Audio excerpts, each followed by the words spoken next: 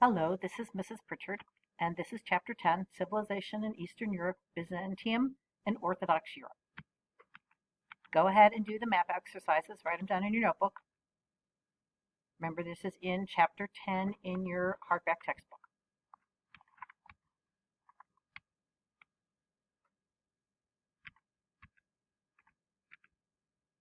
So the Byzantine Empire in the Eastern Mediterranean inherited, you can see by the map where it is. It did inherit some of Rome's culture, but developed its own civilization. Emperor Constantine is the one who starts the Byzantine Empire. In the 300s, he's going to break away from the Roman Empire, basically, move the capital east to Constantinople. Guess where he got that name from. So this happens in the 300s. And he will then he will not make Greek the official language, but Justinian will make Greek the official languages. They had very prosperous commerce. You can see by where they are. Everyone who wanted to trade basically needed to go through Constantinople. They held off barbarian invaders who had invaded the Western Roman Empire and basically took it over. The Byzantine will be able to hold them off. They're going to develop a trained civilian bureaucracy here. So then we move into Justinian in the 500s, and he is going to rebuild Constantinople because Constantinople had been destroyed by riots about taxes. He was very into classical architecture, very much like the Roman architecture. He's going to build the Hagia Sophia, which is a very large church. He's going to codify the Roman law, and that code is going to spread Roman legal concepts throughout Europe. He tried to reconquer all the Western territory, but the Slavs and the Persians were attacking the frontiers. He had some financial problems.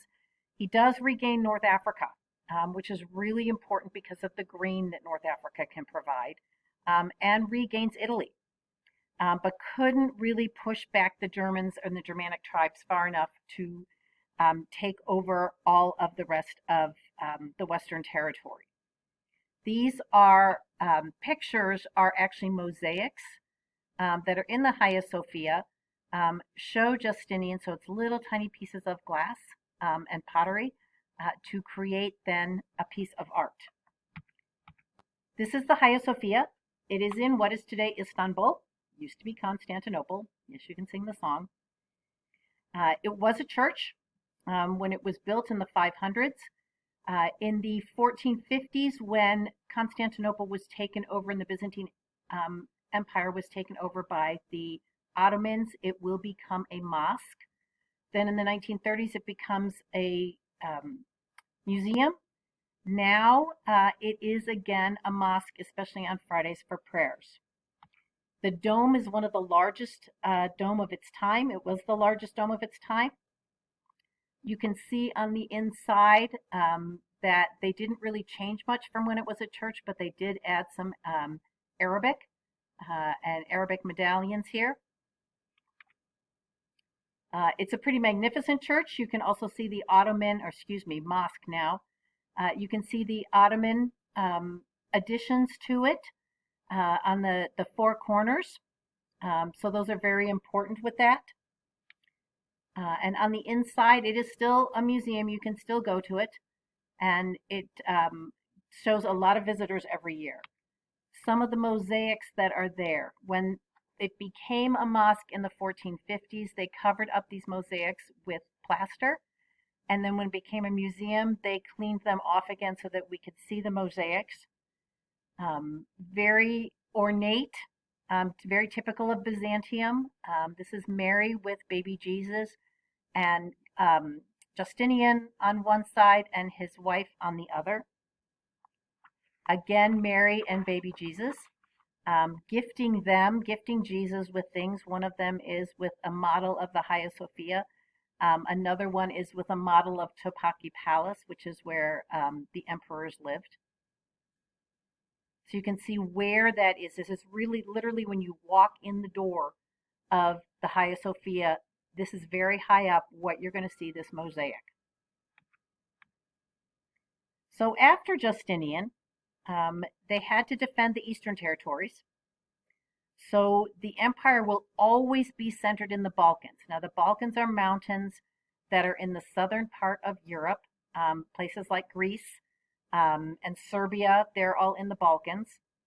And then western and central, what is modern day Turkey, will be after Justinian. This is what the empire will always hold on to until it falls. The Arabs attack in the 600s, so they lose some regions in the Eastern Mediterranean. Wars and permanent Muslim threat is going to influence culture and trade. The free rural population is going to be weakened. The aristocratic estates grow bigger. The empire fortunes basically fluctuate. And we'll see how they kind of it gets bigger, it gets smaller, it gets bigger, it gets smaller. Bulgaria was a very strong rival. That is just north of where the Byzantines were. Basil II was a Byzantine emperor, and when he actually beats the Bulgarians, he is going to blind 15,000 soldiers so that they can no longer be soldiers. By the close of the 10th century, so remember 10th century would be the 900s, the Byzantine emperor is probably the strongest contemporary ruler at that point. They're going to be able to use Greek fire, which the Greeks came up with. We tend to call it napalm now. It's made up of oil and quicklime and sulfur, and they're going to be able to destroy the Arab navy in the Eastern Mediterranean. In society and politics, it actually resembled earlier Chinese system, where there's an all-powerful ruler, but there's a strong bureaucracy of men who are basically working under the ruler to keep the empire going. Remember, we talked about bureaucracy at the beginning of the year. The emperor was ordained by God. He was head of both the church and the state. Officials were trained secularly, so they did not actually have religious training. They tended to be recruited from all social classes, but the aristocrats dominated because they could afford to have their sons spend all their time learning. Women occasionally had the throne, but not very often.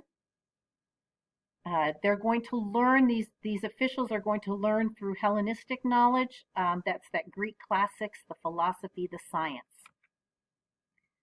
Provincial governors were appointed, but spies would help preserve their loyalty.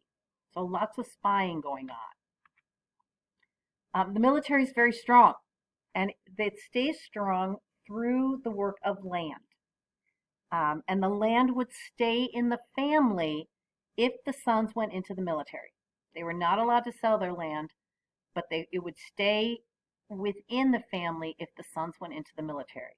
Now, if there were no sons, then it had to be cousins, nephews, anyone basically who was male. So the hereditary military leaders were able to develop into regional powers, so stronger at times than Constantinople was. And the military will end up displacing the aristocrats. So the empire totally depends on Constantinople controlling the countryside, both socially and economically. The bureaucracy is going to regulate trade and food prices. The peasants supply food and pay taxes. And the large urban class is kept appeased by low food prices. The Romans used to call this bread and circuses. Keep food prices low, keep the peasants entertained, and they won't cause a problem. Because remember, the peasants are the very largest group of people in any of these empires at this time. Now, this painting probably should not be on this page of the PowerPoint, because in the Hagia Sophia, there's a minaret. There's a very obvious Ottoman-style minaret there, and that shows at that point it was a mosque.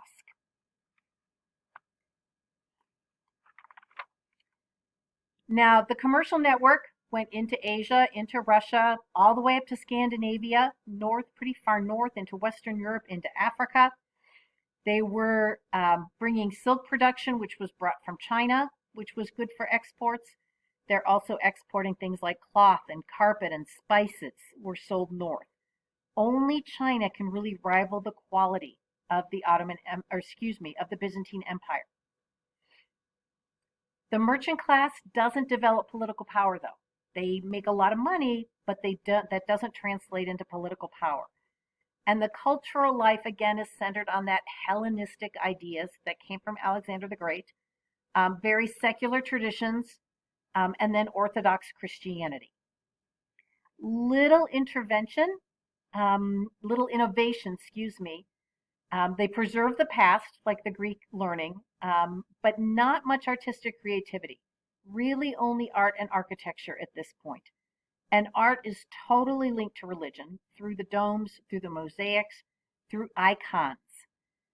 Icons were basically an image, say, of the Virgin Mary or of Jesus, and you would pray to that icon, and it said that that icon would then take your prayer directly to Mary or to Jesus. So these are where icons were and still are very important in the Eastern Orthodoxy religion.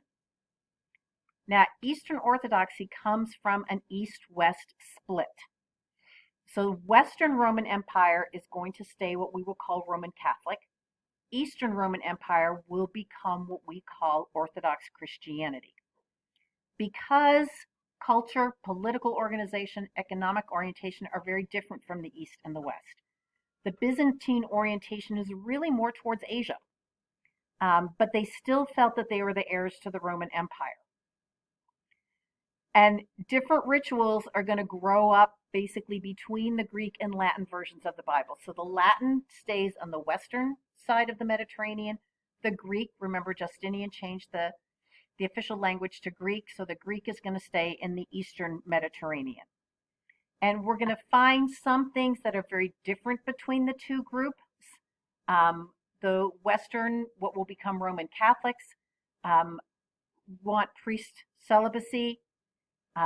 They want to answer basically to the Pope because he's the most important in in Catholicism. But the emperors, like the Byzantine emperors, don't want that papal interference. Papal is another term for Pope. They don't want interference from the Pope.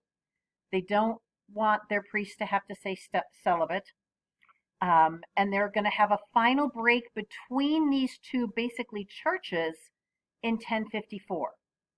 And the arguments come over the type of bread used in Mass, because the Roman Catholics believed it had to be with no yeast, and the Eastern Orthodox felt that it could have yeast in it. And then again, the celibacy of priests. Now, there are more reasons behind this split, but these are kind of the two big ones. Now, there will be in Eastern Orthodoxy someone called the Patriarch, and he basically leads Eastern Orthodoxy, but he's not a political leader like the Pope was. He basically was under the emperors, whereas the Pope on the Western side was technically over the emperors.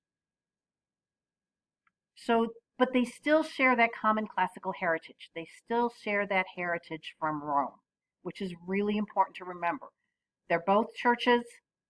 They both believe in Jesus. They both believe in God. They just have some differences of opinion in how to go about doing things. So the Byzantine Empire is going to decline beginning in the thousands. Remember, this starts in 300. And you start to see Muslim invaders seizing the Asian provinces. We're going to start with the Seljuk Turks. Turks literally come out of Central Asia. So they're going to lose almost all of the Asian provinces.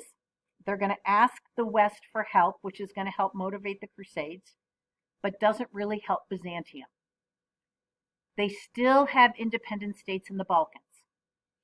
Now, Crusaders are able to sack Constantinople in 1204. And they do this because Italian merchants, they were from Venice, convinced the Western European Crusaders that Eastern Orthodoxy wasn't really Christianity. So on one of the many crusades, there were about 11 or 12 of them, Crusaders actually sacked another Christian capital, made a disaster of Constantinople. And that smaller empire is going to kind of struggle on for a couple hundred years. And finally, in 1453, the Ottoman Turks are going to conquer Constantinople. and by 1461 will basically take all of Byzantium. But Byzantine influence will still keep spreading. Two monks, Cyril and Methodius, in the 800s, they're going to develop a written language for the Slavic languages. They spread Eastern Orthodoxy to the Balkans and southern Russia through conquest and commerce, but there was no written language for Russian. So Cyril and Methodius developed this language, which we still call today Cyrillic, and it will be that base for literacy in Eastern Europe. You can see it was kind of based on the Greek alphabet and changes through time. Today, you can still see some of the Greek in here, like the gamma and the theta, but it's pronounced much differently. And then this is today what Orthodoxy, or excuse me, what Cyrillic sounds like, what the sounds are. Lots of different languages use the Cyrillic alphabet. You know, some you may be familiar with, like Mongolian, Kyrgyz, which is Kyrgyzstan, Moldovan, which is Moldavia, Serbian, Tajik, which is Tajikistan. So many different places still use the Cyrillic language. The Eastern Orthodox Church allowed the use of local languages in church services, and the Roman Church didn't. So the Roman Church you always had to use Latin until literally the 1960s. But in the Eastern churches, you were allowed to use the local languages so people could actually understand what you were talking about. So as we start to look at Russia and the Eastern Central borderlands, so Eastern and Western missionaries are competing in Eastern Europe. They're trying to go the Roman Catholics and the Latin alphabet basically versus the Orthodox and the Cyrillic alphabet. Roman Catholic made it into what is present-day Czechoslovakia, Hungary, Poland, but there was a long-standing competition between them. Eastern Orthodoxy hit into the Balkans in Serbia, and the Ukraine and Belarus, and obviously into Russia also. Regional monarchies are going to develop with very powerful land-owning aristocracies. Jews start moving in from the Middle East and Western Europe. They maintained their own traditions. They were often barred from agriculture and landowning, and they would participate in local commerce. Jews were allowed to lend money and gain interest. Christians were not. So Jews were very important in the money lending and eventually in jewelry and in banking. Now this is going to lead to an area called Kievan Rus. And these are Slavs. Slavs are Slavic people from Asia are migrating into Russia and Eastern Europe. They're going to mix in and kind of incorporate with earlier populations. Rus is red in Greek, and it becomes obviously Russia because the Vikings who came in from Scandinavia had red hair. So where red hair came from is the Vikings. So they move in, Slavs move in, Vikings come down. You basically have tribal areas and villages. They had an animistic religion. They had music and oral legends. They mix with the earlier populations. The Vikings show up as traders. They're very river-based, so there's a lot of big rivers in Western Russia that they could come down. And there was trade between actually Scandinavia and all the way down to Constantinople. They had a little bit of political control. Not a ton, but a little bit. Now Kiev, which is presently the capital of modern-day Ukraine, the first monarchy was a Danish merchant. His name was Rurik. And it's going to flourish until about the 1100s. Very important commercial center, had a formal law code.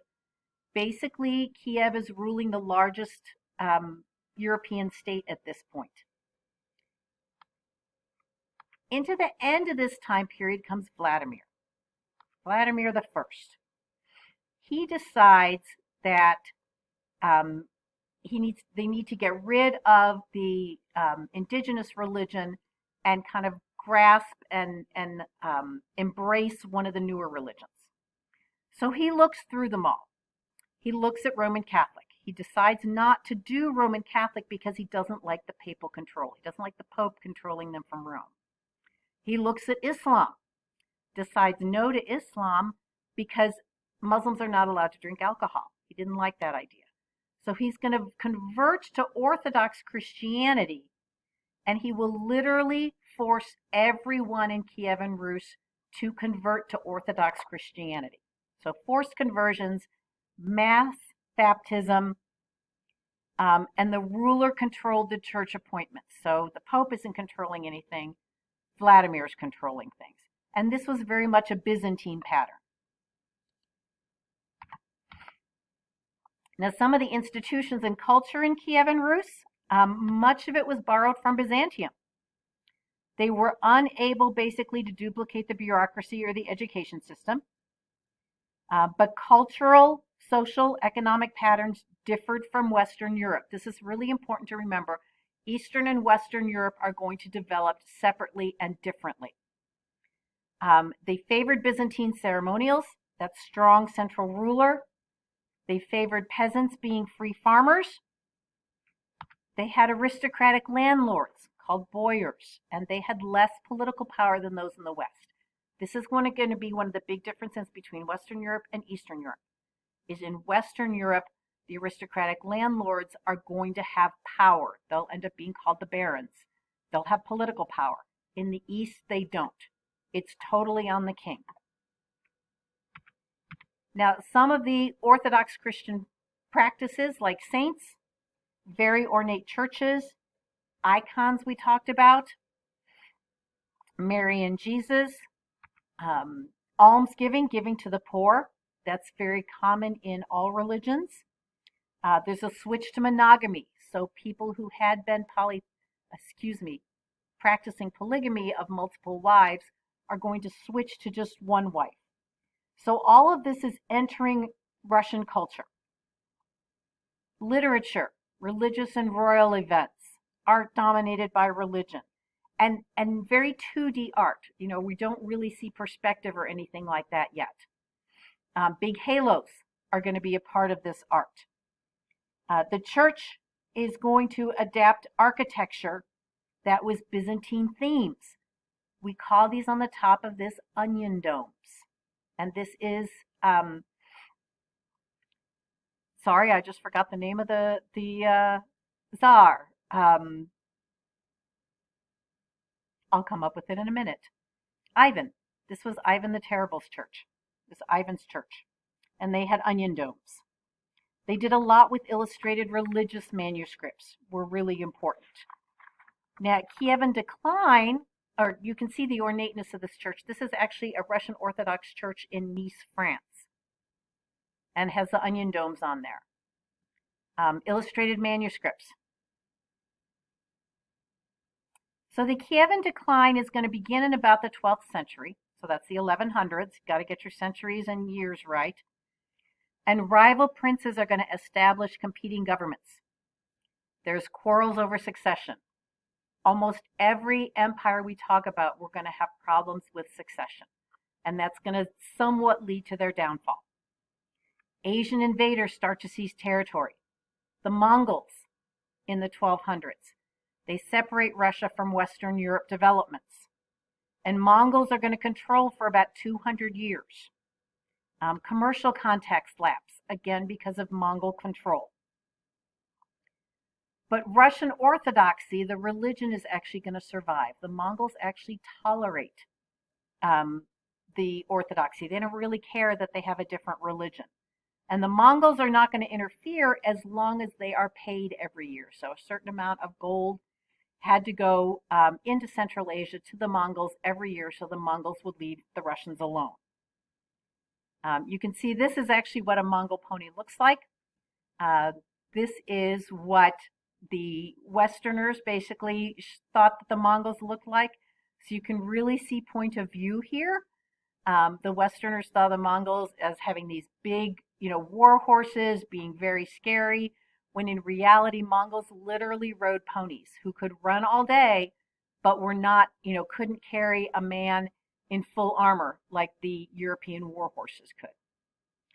So the Mongol control will actually end in the 15th century. Russian cultural and political traditions reemerge. They incorporate Byzantine culture. Russians claim to be the successors to the Roman and Byzantine states, so they become what they call the Third Rome. So Rome is the first, Byzantine is the second, Russia is the third. And throughout all this, Western and Eastern Europe are going to develop completely separately. Western is going to be pretty ahead in power and sophistication. After 1400, Eastern Europe is going to be lower in their economy, their power, their culture. This is a modern day map, but it kind of shows you the difference between what is considered Eastern and Western Europe. Eastern has trouble with the collapse of Byzantium. The Balkans fall to the Turks in that 1461. So there's now an Islamic influence coming into what is present day Turkey as well as into the Balkans. Poland falls under Western influence. So it becomes Roman Catholic with using Latin letters. So the decline of Russia, the collapse of Byzantium, it's going to disappear, but it shaped a major version of Christianity that had been very durable. Remember, it starts in the 300s. It doesn't fall till the 1460s. It lasted a long time, and it preserved and spread classical learning from the Greeks. Now, to give you an idea of how the Byzantine Empire kind of grew and contracted, this is where it starts out in 565 under Justinian, gets much, much smaller by the 600s, a little bit bigger by the 780s, bigger still by 1025.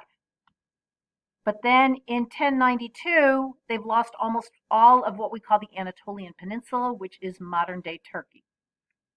1143, they're gaining some back. 1218, lost almost everything. 1278, gaining it back. 1350, down to very, very little. You can see a little bit there in Greece. You can see a little bit in the Balkans, a little bit in modern-day Turkey. And by 1453, down to basically nothing but that little bit in Eastern Turkey, as well as some in Greece.